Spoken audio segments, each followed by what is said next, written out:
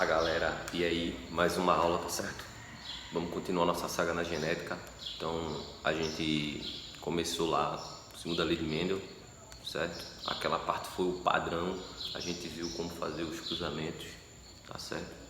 E viu que na segunda lei são duas características ou mais que são analisadas de forma combinada, certo? Agora a gente vai continuar na segunda lei, porém com as variações dela. A gente vai para a primeira parte, que é a interação gênica, certo? O que é interação gênica? O próprio nome já está dizendo para você.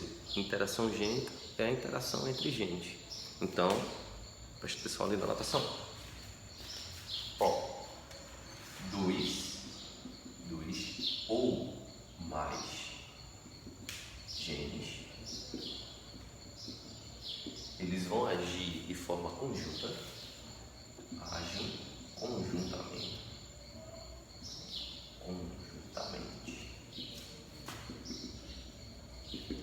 na determinação de uma característica, ou seja, na determinação de um fenótipo, tá certo? Determinação de uma característica.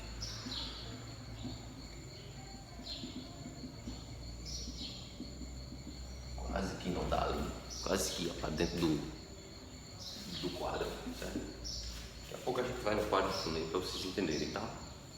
Então olha só. Aqui é o seguinte, aqui eu não tenho um gene que vai determinar uma característica e outro gene para determinar outra característica, como era o caso lá das ervilhas, que a gente falou na primeira aula de segunda lei. Então, um gene determinava a cor amarela e o outro gene determinava que a ervilha ia ser lisa ou que ela ia ser rugosa, certo?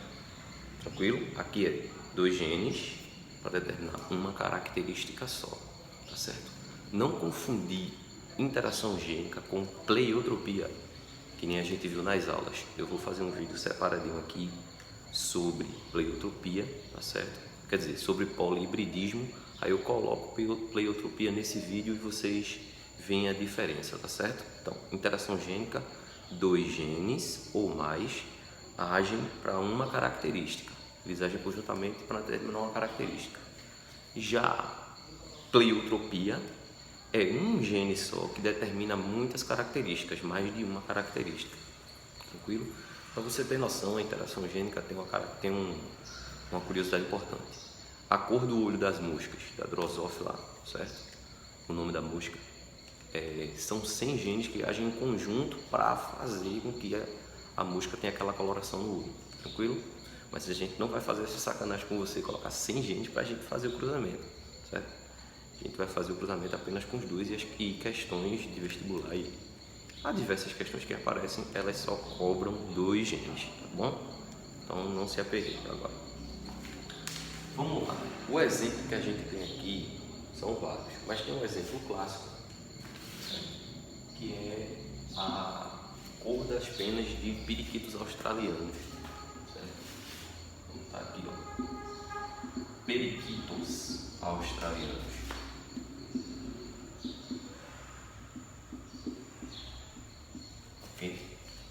Esses periquitos australianos, eles se apresentam em 4 cores: branco, verde, amarelo e azul.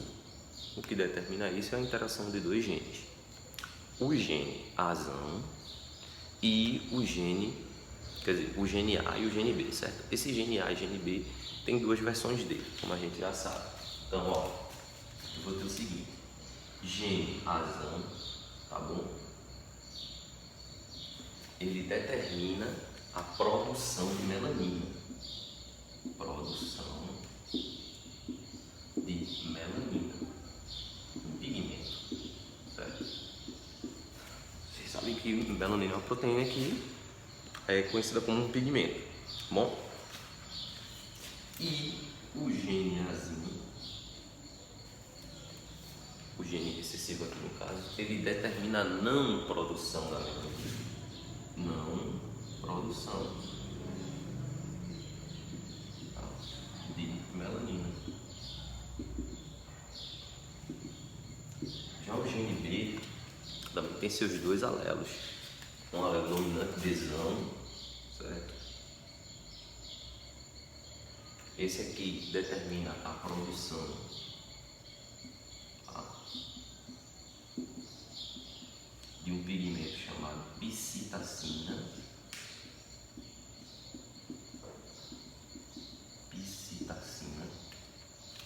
Certo?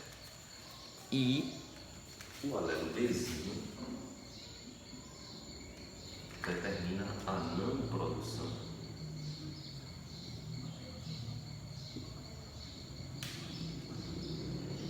de psitacina. Tranquilo? Aí qual é a diferença desses dois pigmentos? A melanina, ela vai ter uma coloração azul.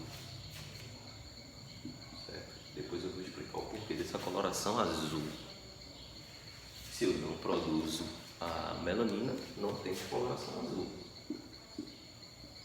É sem a cor. Certo? Já a psitacina, ela tem uma coloração amarelada. Amarela. E se eu não tenho a produção dessa psitacina, também não vou ter a cor. Tranquilo? E aí, tudo bem? Então, como é a interação de dois genes, eu quero que vocês percebam o seguinte: vão ter lá os genótipos, tá certo? E cada genótipo determina um fenótipo. Então, vamos colocar o genótipo ali. Tá? Se a ave, se o periquito, ele tiver um gene dominante, azão, que determina a produção de melanina, que é o quê? Azul. Tá? E tiver um gene dominante, Bzão, tá certo?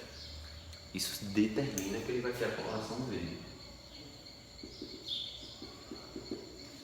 Porque ele tanto produz o pigmento azul, a melanina, e ele tanto produz o pigmento amarelo, psitacina. Então, devido a um efeito luminoso, efeito de luz, que eu vou explicar rapidinho daqui a pouco.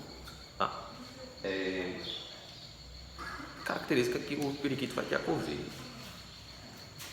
Já se ele tiver um gene azão dominante, certo? E, no entanto, ele não tiver um gene Bzão, ele tiver assim, Bzinho, tá? O que é que significa? Ele vai ser de que cor? Ele tem o gene azão, que faz ele produzir a melanina, porém, ele não tem o gene Bzão. Significa que ele tem o gene Bzinho, não produz psitacina, sem o quê? Sem cor. Então ele não vai ter a produção do pigmento amarelo, só vai ter a produção do pigmento azul. Então, se ele só vai ter a produção do pigmento azul, o periquito vai ser de que cor? Azul. Eu estou ficando assustado toda vez que eu falo essa palavra. Então, pula, pelo amor de Deus, vamos falar sério. Periquito. Certo? Não é brincadeira aqui o negócio, não. O negócio é sinistro, é sério mesmo. Então, o indivíduo também pode ser azinho, Bzão, traço. Isso significa dizer que ele não tem o gene azul, ele não produz melanina, logo ele não é azul. Porém, ele tem um gene Bzão, isso significa que ele produz o pigmento o quê? Amarelo. Então este aqui só produz o pigmento amarelo. Se ele só produz o pigmento amarelo, ele consequentemente é amarelo. E por último, azinho, ele ser todo recessivo, certo? Ele não produz nenhum dos dois pigmentos, nem a melanina, nem a psitacina, então ele vai ser branco. Tá? Aqui em cima a gente fez o cruzamento do heterozigoto, certo? Então, um cruzamento entre um indivíduo, deixa eu colocar aqui em cima, ó, acho que dá pra ver. Azão, azinho, Bzinho, cruzamento com azão, azinho, Bzinho, certo? Deu pra ver lá em cima, graças a Deus. Então veja, esses dois, eles são verdes, porque ele tem tanto um gene dominante azão quanto um gene dominante Bzão, ou seja, ele produz tanto pigmento azul quanto pigmento amarelo, certo? Então, no cruzamento desses dois, como é normal, como aquele mesmo cruzamento que a gente fez lá nas ervilhas, certo? Vai aparecer o quadro de Brunet, a gente faz o cruzamento. quais são as probabilidades aí de obter a coloração aqui, né, os fenótipos dos periquitos. Então vamos lá. Quantos nascerão verdes? São todos aqueles que têm tanto um gene Azão quanto um gene Bzão. Então se eu for olhar aqui, ó, quantos são? 1, certo?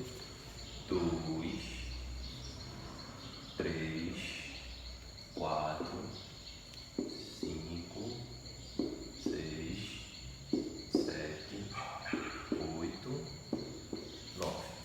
Todos esses que eu marquei agora, eles são azuis, tá? Então, azuis não, desculpa, verdes, porque eles têm tanto a produção do pigmento azul quanto a produção do pigmento amarelo. Já aqueles que só têm um gene dominante azão e 2 genes recessivos, Bzinho. Então, quem são? 1, certo? 2, 3.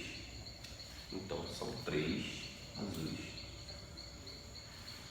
Já aqueles que têm 2 genes dominantes, 2 genes recessivos, Azinho e um gene dominante Bzão, certo? 1, 2, 3. Esses aqui são amarelos. E por último, sobrou aquele ali, todo recessivo, que ele é branco. A mesma proporção, certo? Que a gente tem lá na questão das ervilhas, 9 para 3 para 3 para 1, proporção fenotípica, tá certo? Então não teve diferença basicamente. A diferença aí é que eu não estou falando de 2 características, eu estou falando de 2 genes que determinam apenas uma característica. Tranquilo?